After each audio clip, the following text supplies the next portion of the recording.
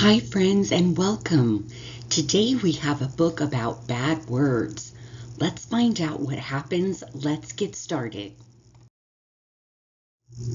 Elberts Bad Word by Audrey Wood.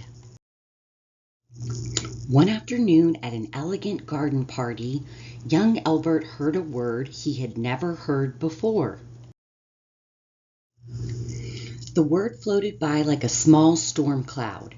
It was ugly and covered with dark bristly hairs. With a swift flick of his wrist, Elbert snatched the word from the air and stuffed it into his back pocket. Forgetting about it, the boy went on his way, but the word waited patiently. When Aunt Isabella sang opera in soprano, the word made itself small and flew into Elbert's mouth, like a little gnat. That's when the trouble began. Chives the butler tried to balance too many trays of deviled eggs. He dropped them all onto Madame Friada's gown. Madame Friada spilled her spritzer on Sir Hilary's bald head. Sir Hilary threw his croquet mallet up into the air. Then, with a terrible thud, the mallet landed on Elbert's great toe. Elbert opened his mouth to scream, but the bad word sprang out, bigger and uglier than before. Everyone at the party was shocked. They couldn't believe their ears.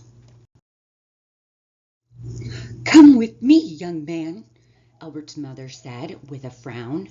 The word made itself small again, about the size of a rat, and followed in the boy's shadow. In the lavatory, Elbert's mother handed him a bar of soap. "We do not say bad words," she said. "Clean it out of your mouth and never use it again." While Elbert scrubbed his tongue, the bad word sat on his shoulder, snickering wickedly. Elbert knew something had to be done. He ran down a cobbled path, past the reflecting pool, beyond the gazebo, and knocked at the gardener's cottage. The gardener, who was also a practicing wizard, opened the door with a smile. "Come in," he said, "and bring that thing with you." The wizard gardener knew right away that Elbert had caught a bad word and needed a cure. Opening his desk, he pulled out a drawer filled with words that crackled and sparkled. "Sometimes we need strong words," he said, "to say how we feel.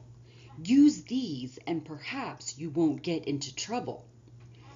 Taking the sparkling words from the drawer, the wizard gardener tossed them in a bowl with flour and honey. He added some raisins, milk, and eggs, mixed them all together, then baked a little cake. The cake was delicious, so Elbert ate every last crumb.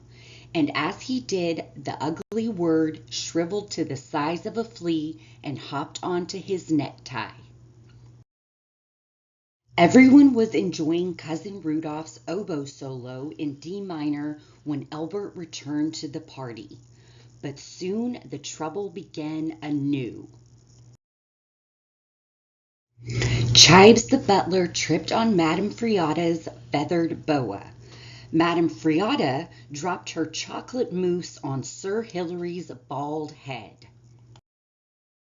Sir Hilary threw his croquet mallet up into the air.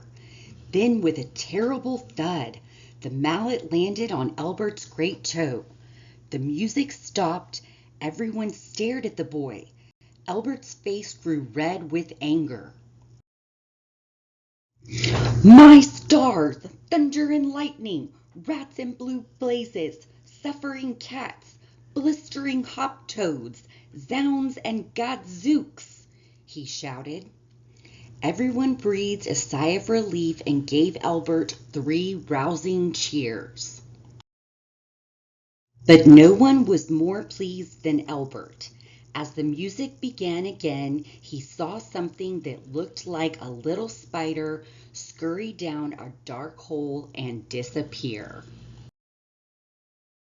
The end. I hope you enjoyed today's book, friends. Have you ever said a bad word? It's important to use words to express ourselves in a healthy way with good, healthy words.